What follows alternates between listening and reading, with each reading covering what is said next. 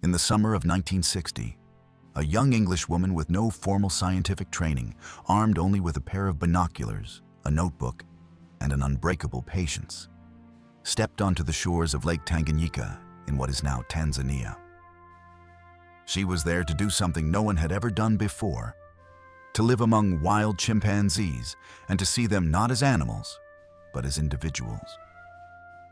Her name was Jane Goodall. The scientific establishment of the day was skeptical, even dismissive.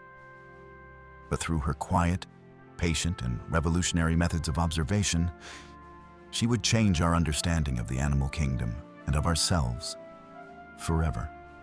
She was the one who first witnessed a wild animal not only using a tool, but making one. When she saw a chimpanzee named David Graybeard strip leaves from a twig to fish for termites. This single observation shattered the long-held belief that only humans were tool makers, forcing science to redefine what it means to be human. She gave her chimpanzee subjects names instead of numbers: Fifi, Flo, Figan, David Graybeard. She documented their complex social lives, their family bonds, their acts of kindness, and their capacity for brutal, organized warfare. She pulled back the curtain on a world that was shockingly, and sometimes frighteningly, similar to our own. With her husband, the brilliant Dutch wildlife photographer, Baron Hugo van Lawick, her story was broadcast to the world in the pages and on the television screens of National Geographic. She became a global icon, a beloved trailblazing figure who inspired a generation.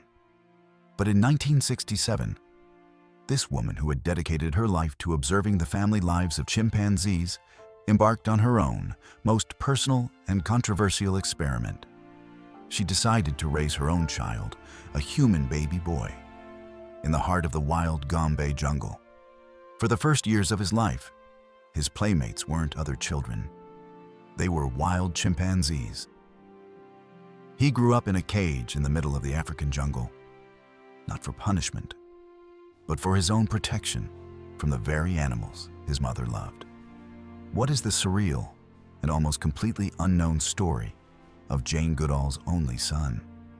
In this video, we will tell the complete inside the jungle and deeply personal story of Hugo van Lawick, the boy nicknamed Grub, the only child of the world's most famous and beloved primatologist, Dr. Jane Goodall.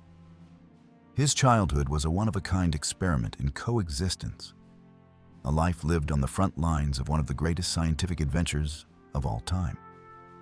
But what happens when you grow up in a world where the line between human and animal is constantly and dangerously blurred? To bring you this incredible and unique story, we have gone deep into the archives of the Jane Goodall Institute. We have studied her personal letters and detailed autobiographies, like In the Shadow of Man and Through a Window. And we have analyzed the famous National Geographic documentaries that introduced her and her young son to the world. This is the story of a childhood lived at the very edge of the wild. Number 1. Hugo Grub van Lawick, the child of Gombe. Most children grow up in a world of playgrounds, classrooms, and suburban streets. Their first friends are the kids next door. But for Jane Goodall's son, the world was a remote research camp in Tanzania. His lullabies were the sounds of the jungle night. His first acquaintances were not human, but chimpanzee. And his life was a one-of-a-kind and often dangerous experiment in coexistence. This is the story of Hugo Eric Louis van Lawick, the boy they called Grub. Born in Nairobi, Kenya in 1967, Grub was the son of two remarkable and remarkably busy parents. His mother was Jane Goodall, by then already a world-famous scientist whose discoveries were making headlines. His father was the Dutch wildlife photographer and filmmaker, Baron Hugo van Lawick, the man whose stunning images for National Geographic had made Jane and her chimps household names. Theirs was a partnership forged in the African wilderness. Grub's birth presented them with a profound dilemma. They could send him away to be raised in the safety of England, a world away from their work and their lives. Or they could raise him with them in the heart of the Gombe jungle. Jane, whose own work was a study of the powerful bond between a chimpanzee mother and her infant, made the choice. She would raise him herself in the wild. He was brought as a baby to their small, rustic collection of buildings on the shore of Lake Tanganyika at the Gombe Stream Research Center. This was not a place for a human infant. It was a remote outpost, hours by boat from the nearest town, surrounded by a jungle filled with leopards, poisonous snakes, and most pressingly, a community of wild, powerful, and unpredictable chimpanzees. His nickname, Grub, was given to him by his father, who thought his infant son, wrapped in his blankets, looked like a small, wriggling grub. The affectionate, earthy nickname stuck. From his earliest days, Grub's life was a profound paradox. His mother, dedicated to her groundbreaking work, wanted to raise him herself. But to keep him safe, she had to build a physical barrier between her own son and the very animals she was trying to get closer to. This led to one of the most iconic and misunderstood aspects of his childhood: the cage. Jane and Hugo built a large, sturdy mesh enclosure that was attached to their small house, creating a safe, outdoor play area. When they were busy with their work, Jane observing the chimps, Hugo filming them, young Grub would often play inside this cage. It was not a punishment, it was a protective measure. The adult male chimpanzees, particularly a high-ranking and aggressive male named Figan, were immensely powerful and could be dangerous. The cage allowed Grub to be outdoors, to feel the sun and hear the sounds of the jungle environment, but to be completely safe from harm. Inside his cage, he was a human child in a zoo of his own, while the wild chimpanzees roamed free just a few feet away. His childhood was unlike any other ever documented. He learned to walk on the uneven, root-filled ground of the forest floor.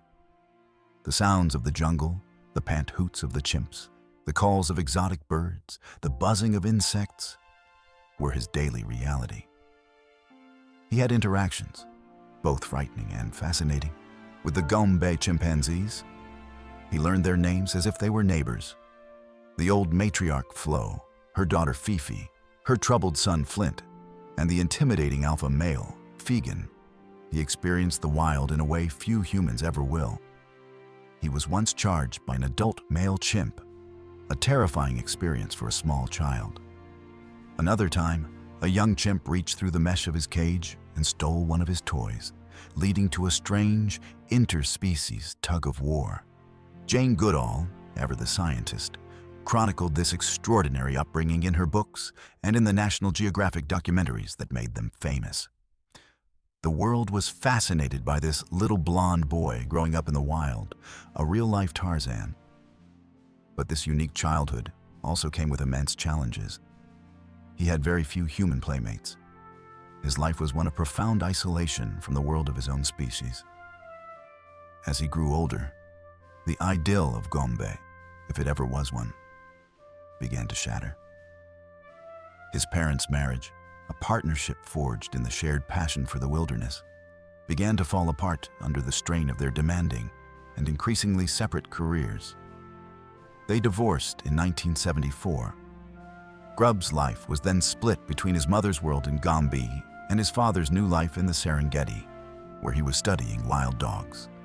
Then, in 1975, a terrifying event effectively ended his childhood in Gombe for good. A group of rebels from Zaire crossed Lake Tanganyika and raided the Gombe research camp. They kidnapped 4 of the young international researchers, holding them for ransom. Jane and all other personnel, including Grub, were evacuated. Though the students were eventually released months later, the camp was no longer considered a safe place for a child. The innocence of Gombe was gone. Grub's jungle childhood was over. He was sent to boarding school in England. Imagine the culture shock. A boy raised in the freedom of the African bush, suddenly thrust into a world of concrete, strict rules, and complex social hierarchies. It must have been as alien to him as Gombe was to the outside world. As an adult, Hugo Grub van Lawick made a definitive and lifelong choice. a life of profound and near total privacy. He did not become a primatologist. He did not become a wildlife photographer. He did not become a public figure. He has never written a tell-all book or sought the spotlight. Instead, he found his own way to connect with the natural world of Africa that was in his blood, but on his own terms. He moved to Dar es Salaam, the largest city in Tanzania, and has reportedly built a successful career in boat building and the marine fishing industry. He chose the ocean, not the jungle, a world just as wild, but one that was entirely his own. He inherited his father's house in the Serengeti, the camp, and has helped manage his father's stunning photographic legacy. He has a family of his own and has fiercely and successfully protected their privacy from the world's glare. He has only rarely and seemingly reluctantly appeared in documentaries about his mother. When he does, we see a quiet, thoughtful, and articulate man. He speaks of his unique upbringing with love, respect, and a clear-eyed understanding of its strangeness. There is no bitterness, only a calm acceptance of his one-of-a-kind story. His life is a story of a successful escape. He survived a childhood of impossible fame and surreal circumstances to build a normal, quiet life, a life of his own making. He is the boy who grew up in a cage, who ultimately found his freedom by choosing a life of his own design. Grub's life is a powerful story of a quiet man who was born from a world-changing scientific legacy, a legacy built on challenging the very definition of what it means to be human. This theme of the children of a great 20th century scientific mind and the unique pressures they face is one we have explored before on this channel. In a previous video, we examined the incredible life of Stephen Hawking, another scientific giant whose brilliant mind reshaped our understanding of the entire universe. All while battling a debilitating physical disease, we explored his groundbreaking scientific work and his extraordinary personal story of survival against all odds. You can watch that definitive story by clicking the link right here. And his 3 children had to navigate their own complex lives in the orbit of his unique, world-changing genius and his profound physical challenges. We are currently developing a deep dive. Stephen Hawking's 3 children, the untold story. To explore that incredible story of science and family, be sure to subscribe and have hit that notification bell. You will not want to miss it.